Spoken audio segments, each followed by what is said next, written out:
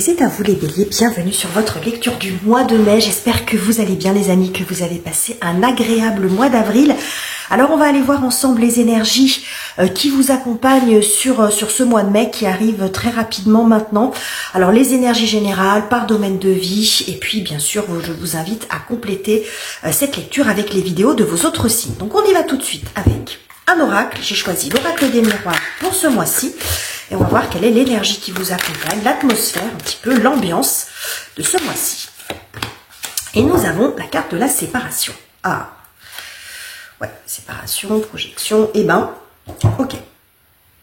Alors, bon, de façon très simple ici, ça peut nous montrer, ça peut évoquer pour ce mois-ci, pour certains d'entre vous, des fins d'engagement, quel qu'il soit, engagement relationnel, engagement contractuel.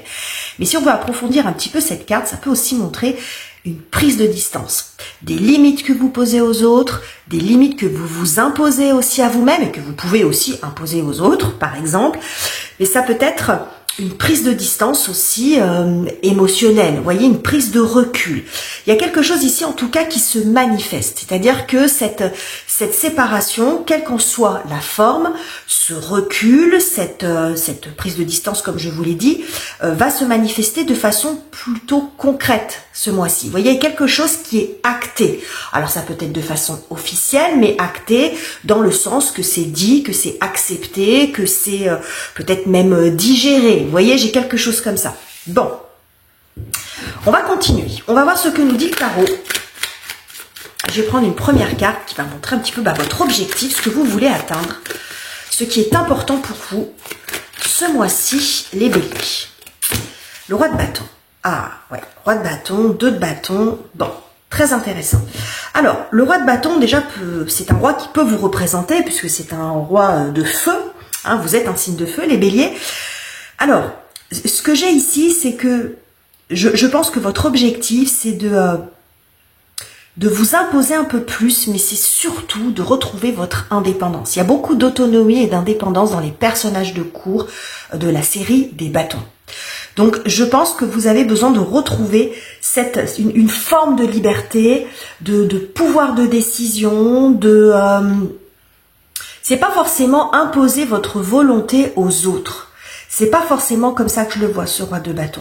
C'est de redevenir le leader de votre existence, de votre vie, de faire vos propres choix. J'ai l'impression que vous avez envie d'aller au bout de quelque chose et c'est comme si la situation actuelle ne vous le permettait pas, que vous êtes arrivé au bout de quelque chose, au bout d'une situation, au bout d'un engagement peut-être, hein, quel qu'il soit professionnel, qu'il soit relationnel, et que là, vous avez besoin de faire les choses tout seul. C'est comme si vous aviez besoin d'avoir un espace plus grand autour de vous, où vous n'allez pas être limité par les avis des uns des autres, limité par un contrat, par des obligations, par certains engagements, et de retrouver cette autonomie et cette indépendance. Il peut y avoir des projets ici derrière, hein, ce qu'on a avec le 2 de bâton.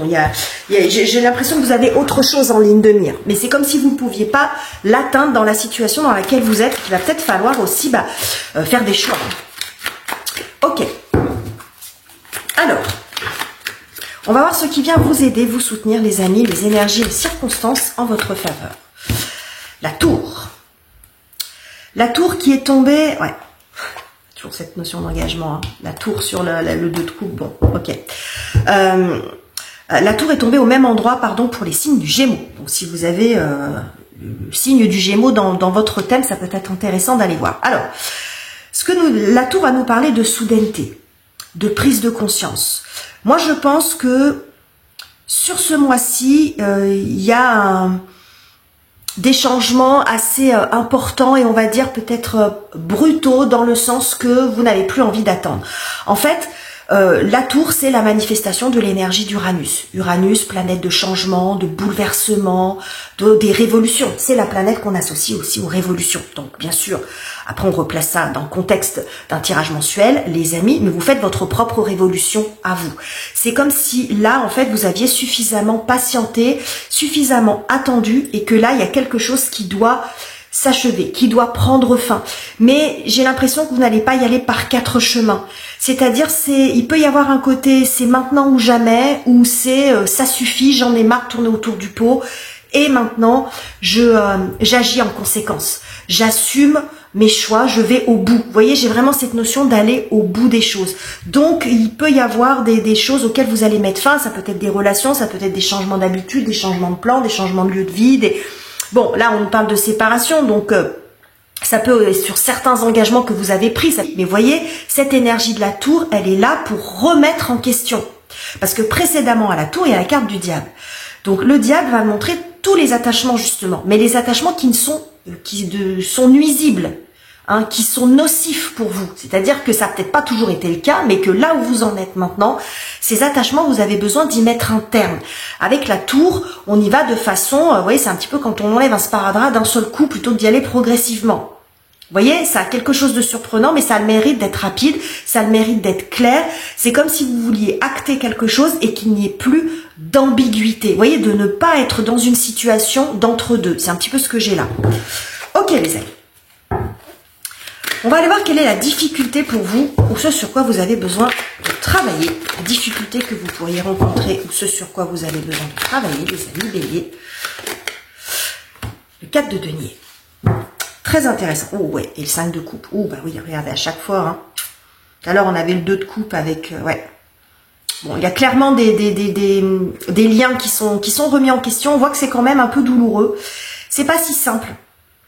C'est pas si simple, mais cette tour, c'est quand même un arcane majeur. Donc, je pense que vous allez arriver à dépasser ça. Mais ce que me montre, en fait, ce 4 de denier, c'est le fait de... Déjà, le 4, quand il est mal aspecté, peut montrer une forme de stagnation. Hein, bien l'aspecter, ça va être de la stabilité, mais mal aspecté, ça peut être plus de la stagnation, de l'enfermement, le fait d'être sur la retenue. Mais moi, je vois ici quelqu'un qui s'accroche. Voilà, c'est comme si vous aviez encore, et quand on veut arracher un plant, une plante, une touffe d'herbe, ou ce que vous voulez, et qu'il y a encore les racines, vous voyez, qui sont très résistantes.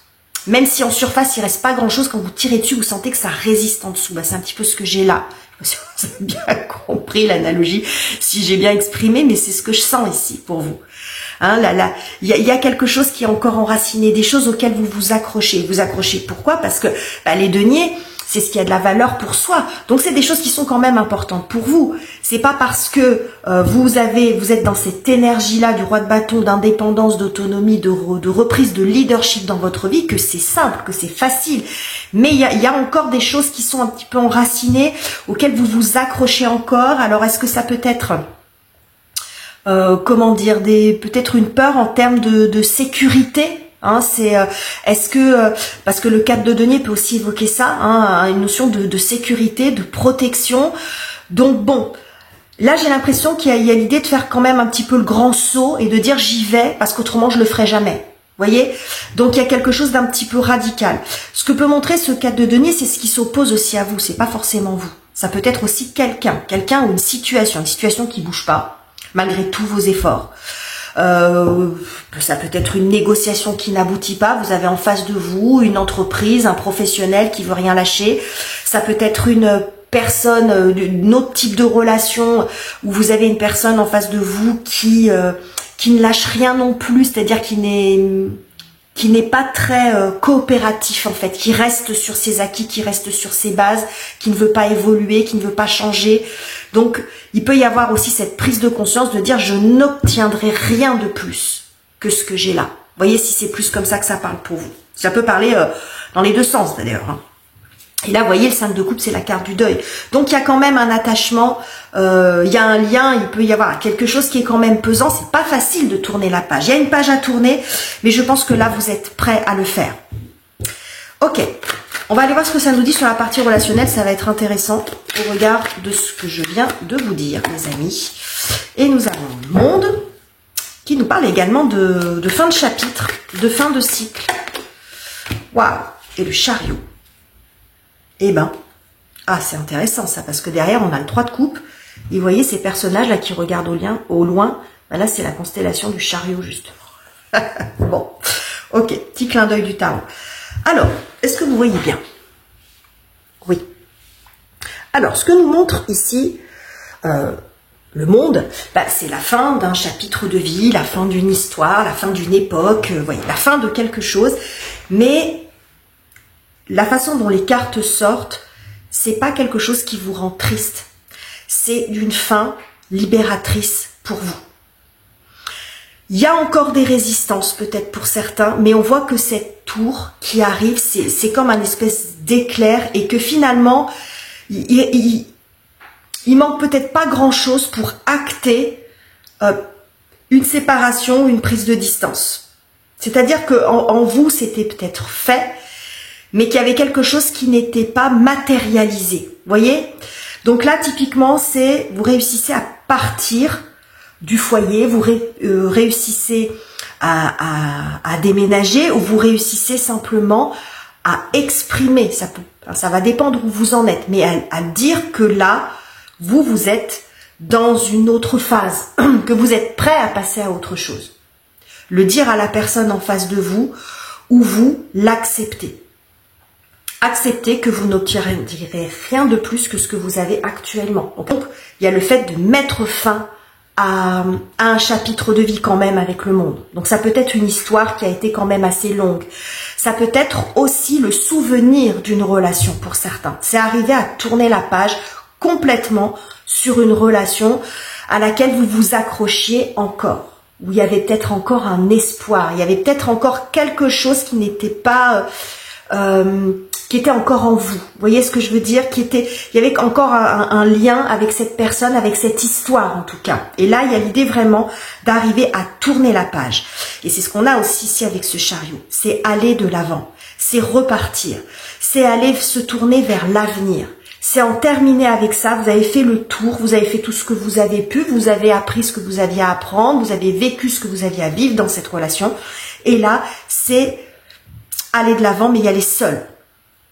C'est un petit peu ce que j'ai là. Vous voyez, cette prise d'autonomie, elle est là. Je pense que vous en avez besoin. Donc pour certains, comme je vous l'ai dit, c'est changer par exemple de lieu de vie, mais c'est simplement aussi en soi accepter cette nouvelle aventure. Et voir cette fin de relation, peut-être pas comme quelque chose de triste, mais comme la possibilité pour vous d'ouvrir une autre histoire, d'ouvrir un autre chapitre. Et il y a une forme d'excitation à vivre ça. Dire finalement c'est génial. Ça y est, j'ai fait le tour, ça y est, j'y suis arrivée. J'ai quelque chose d'autre devant moi. Et d'accepter aussi que vous n'en avez pas tous les tenants et aboutissants. Accepter cette part d'aventure qui s'ouvre devant vous. Parce que c'est ce qu'on a aussi avec le chariot. Hein, on sort du doute, on sort de je le fais, je le fais pas, j'y vais pas. On y va, vous y allez les béliers et... en acceptant que vous ne pourrez pas forcément, vous ne savez pas exactement ce qui vous attend, mais c'est ce qui fait aussi tout le sel de l'histoire. C'est aussi ça peut être aussi un moteur. J'ai l'impression que c'est peut-être ce qui vous faisait peur, mais ça peut devenir un moteur sur ce mois de mai. Pour d'autres personnes, ça peut être si vous êtes dans une relation à distance, vous êtes éloigné d'une personne. Alors, cette relation amoureuse à distance, type réseaux sociaux, mais ça peut être aussi une personne que vous avez rencontrée et qui vit ailleurs et vous voyez, les week-ends ou de temps en temps parce que vous avez une distance géographique. Il peut y avoir aussi le fait de rejoindre. Voilà, le fait de rejoindre, de prendre cette décision que vous n'arriviez pas à prendre, ça peut être pour des raisons professionnelles, des raisons matérielles, sécuritaires, en tout cas, la peur de lâcher ce que vous avez, la peur de l'inconnu, de quitter votre région, et finalement, ici, de vous lancer en vous disant, de toute façon, si ça va pas, j'aurai la possibilité peut-être de revenir, de refaire, mais c'est comme si vous vouliez aller au bout de l'histoire, finalement. Hein, comme si vous vouliez vivre cette histoire jusqu'au bout, vous donnez la chance, voilà, donnez la chance de vivre quelque chose. De quelque chose d'intense et d'intéressant. Ok les amis. On va aller voir ce que ça nous dit sur la partie professionnelle. La carrière, les études, les finances, les projets. Votre vie quotidienne, ça va dépendre où vous en êtes les amis. 9 de bâton.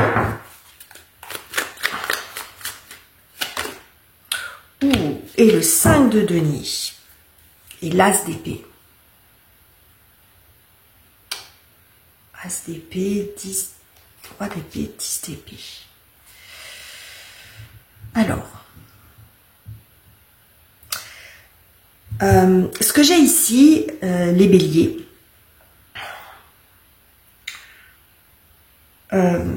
comment dire, Il peut y avoir un changement en termes de travail parce que vous êtes dans une profession ou dans une activité qui n'est pas rentable. De façon très simple, c'est ce que peut nous montrer ici le tarot. 4 de denier, on est vraiment dans la restriction. 5 de denier, on est aussi dans le manque. C'est vraiment trop juste financièrement. Et pourtant, vous donnez beaucoup de vous-même. Donc, il peut y avoir une prise de conscience par rapport à ça en se disant, mais je fais beaucoup d'efforts, je travaille beaucoup, mais ça donne rien. C'est pas rentable. Donc, ça peut être aussi une remise en question par rapport à ça. Est-ce que le jeu en vaut la chandelle? Est-ce que pour le même salaire, j'aurais pas un travail qui serait moins fatigant? Ou est-ce que pour les efforts que je fournis et que je suis capable de fournir, je ne peux pas trouver un travail où je vais être mieux rémunérée? Ça peut être ça aussi. Il y a un décalage en tout cas entre ce que vous obtenez et les efforts que vous faites pour obtenir.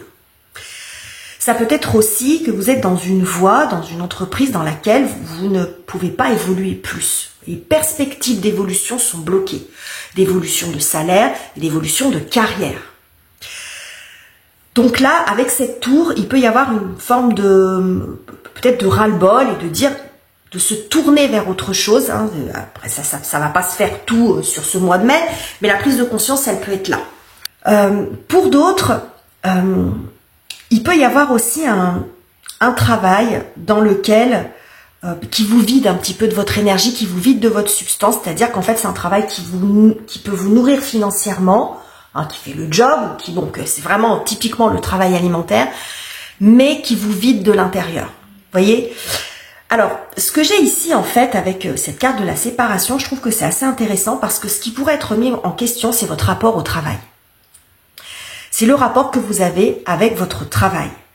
C'est-à-dire que ce mois-ci, vous pourriez aussi décider de voir les choses différemment et de remettre le travail à ce qu'il est réellement dans votre vie.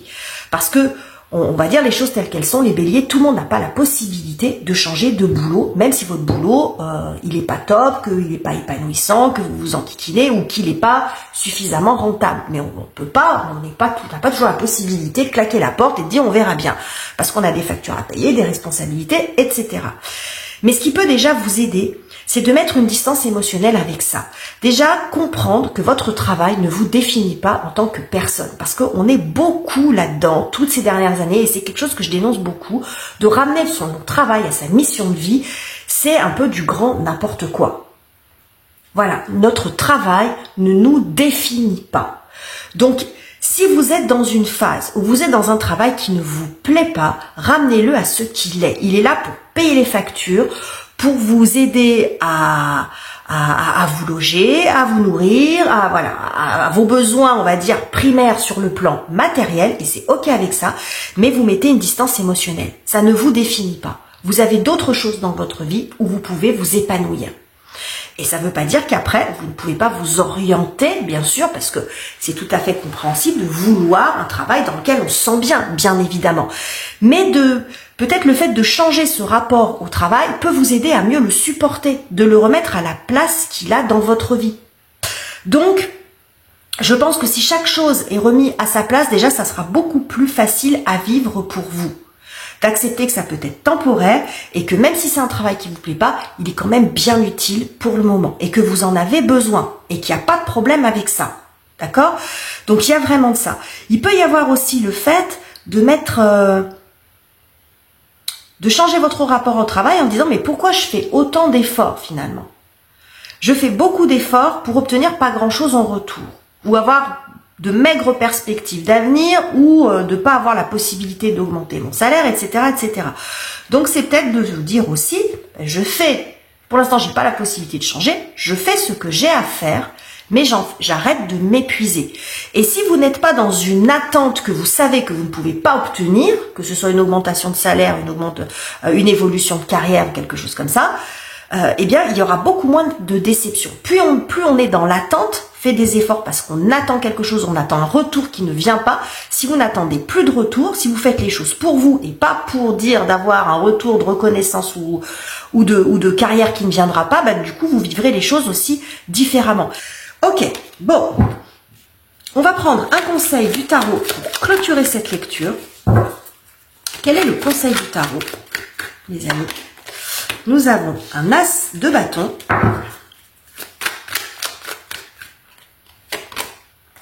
Waouh. Et le mat. C'est intéressant parce que le mat, c'est s'il y a vraiment un arcane qui représente la liberté dans le tarot, c'est vraiment le mat.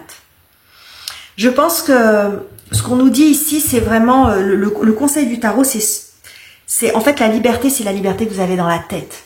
C'est ça la plus importante. Et parce que la liberté tout court, c'est-à-dire ne rien devoir à personne et faire ce qu'on veut quand on veut, dans la société dans laquelle on vit, c'est comment dire, c'est illusoire. Vous voyez, quand on y réfléchit bien, on parle beaucoup de liberté, mais la liberté, elle est illusoire parce que qu'on soit salarié ou qu'on soit à son compte, qu'on soit en couple ou qu'on soit célibataire, la liberté, c'est illusoire parce qu'on a toujours des responsabilités. On aura toujours des comptes à rendre à quelqu'un. Si c'est pas un proche, ça peut être à l'État, ça peut être réglementaire. Il y a des lois, il y a des frontières, il y a des, vous voyez, il y a toujours la liberté. Elle est un petit peu illusoire. Par contre, sur le plan matériel. Par contre, vous pouvez avoir la liberté dans votre cœur et dans votre tête, et c'est celle-là la plus importante. Vous pouvez être sans attache familiale, sans attache de travail, mais être à l'autre bout du monde avec votre sac à dos et pas être libre. Parce que si dans votre tête, vous vous trimballez tous vos problèmes, toutes vos difficultés, tout votre... vous voyez ce que je veux dire? Que vous êtes dans le regret de ce que vous auriez pu faire, de ce qui a pas été fait, si vous êtes dans la rancœur, si vous êtes dans le... vous voyez ce que je veux dire? Dans le fait de ressasser les choses, est-ce que vous êtes vraiment libre? C'est une liberté illusoire parce que dans votre tête, vous ne l'êtes pas. Vous voyez? Et vous pouvez être dans des responsabilités de couple, de famille, de travail, peut-être même avoir une vie qui fait de l'extérieur pas rêver et on s'en fout, mais être bien plus libre que celui qui n'a aucune attache. Parce qu'en fait, chaque chose est à sa place, vous ne mélangez pas tout. Vous n'êtes pas dépendant d'un travail. Vous dites, bon, celui-là, il me plaît pas, je le fais, mais j'accepte que si à un moment donné, je suis capable de changer, je suis capable de m'adapter, je ne me laisse pas bouffer par mon travail. Je fais ce que j'ai à faire, mais quand c'est fini, et j'ai d'autres choses dans ma vie, j'ai des loisirs, j'ai des plaisirs, vous voyez ce que je veux dire? La liberté, c'est surtout un état d'esprit. Et c'est pas forcément dans la matière que ça se voit. Vous voyez ce que je veux? Alors, c'est un petit peu clivant comme analyse, mais c'est pour que vous compreniez. La liberté dans notre monde, c'est illusoire. Donc en fait, ce que vous dit le tarot, c'est soyez libre dans votre tête. C'est par là que ça va commencer. Et même si vous avez encore des contraintes dans la matière, dans votre vie, d'attachement, de relation, les choses vont évoluer, mais le plus important, c'est déjà de vous libérer l'esprit. Et après, le reste suivra. Voilà, il y aura des possibilités après d'évolution dans votre vie, dans vos relations, dans vos engagements, etc. J'ai trouvé votre tirage hyper intéressant, les béliers. J'espère qu'il vous aura plu, qu'il vous aura aidé. C'est aussi l'objectif de ce type de tirage. N'hésitez pas à me dire en commentaire comment vous ressentez les choses, à liker, à vous abonner si ça n'est pas encore fait. Je vous quitte ici, je vous embrasse chaleureusement les amis et on se retrouve très bientôt pour de nouveaux tirages.